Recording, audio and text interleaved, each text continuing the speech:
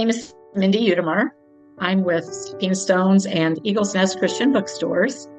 We have 3 locations in central Iowa, in Grinnell, Marshalltown, and Oskaloosa.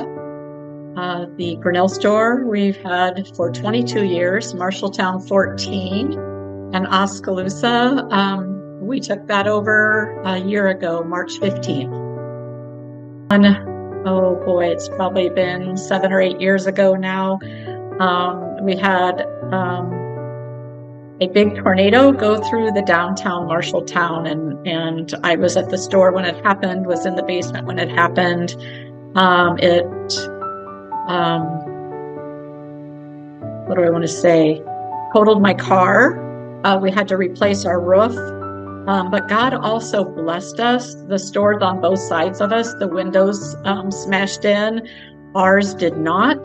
The tornado sucked the door open. We know that it kind of went through the store because there was like gritty dust over the whole store. But it's like God's hand was over the inventory, all our gift items, all our breakable things, nothing fell. There was, I think, one book on the floor and one little stuffed VeggieTale toy was on the floor. But as bad as it was, God always brings good out of the bad. And we survived it. And we just finished getting a Main Street grant and have a new storefront for that location. And we're still standing. So God gets all the glory. We're there because God has us there. The one thing that is hard for all of us is online shopping and the trend for that. I think what those of us who are still remaining understand, you have to continue to kind of move with the market and focus on the positive.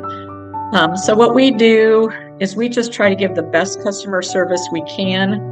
We have loyalty points to encourage people to shop locally.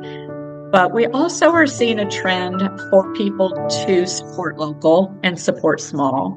And also we provide things that they can't get online, like a listening ear, like praying with them, helping them find the right product, letting them actually touch and see it. We're also seeing a trend for people going back to actual books rather than ebooks and things like that. So that is an obvious one that we all face. We also all faced COVID.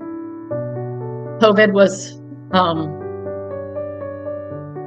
something that we would never have guessed would have ever happened.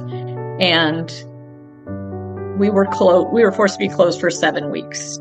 And at that time, we just had the 2 locations.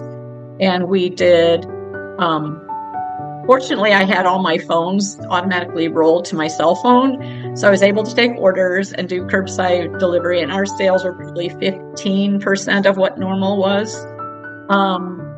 But God just kept providing, and we ended up getting a grant, and we ended up getting self-employment, unemployment, and we were able to stay open. And that was in the April-May timeframe. In August that same year, derecho went through both our Marshalltown and Grinnell locations, and both communities had no power for a week. We were closed for a week at both locations, and it was a long, slow recovery of our communities as well.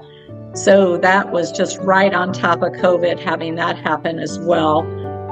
But we're still here. God has still kept us open.